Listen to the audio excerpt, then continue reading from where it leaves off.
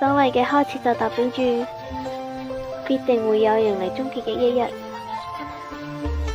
呢啲我連諗都未諗過，唔係，只係我唔敢去想像。如像雨水敲打着這窗邊，仿似我一本少年的開始，無法制止一切從高璀璨，彷彿急速浸了我悲傷。隨着雨聲反覆望這一切，我就覺得世界每天都充滿着傷痛。No more September rain, no more September rain。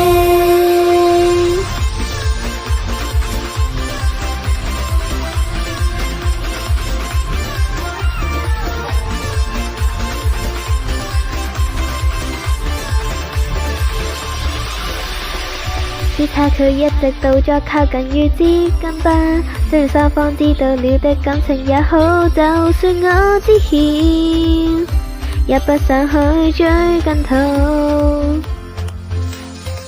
自然感情就似混合了於一氣，安心的想要盡數，不過意思這份的安靜，從而去打破心中的隔膜。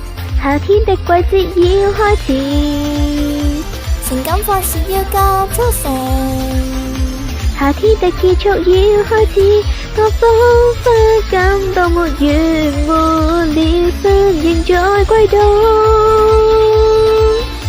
這心跳不知的正依季節，如在海邊空中反覆閃爍，仿似我是應少年的他個，無法制止一滴淚水即將，彷彿觸碰心底的悲傷。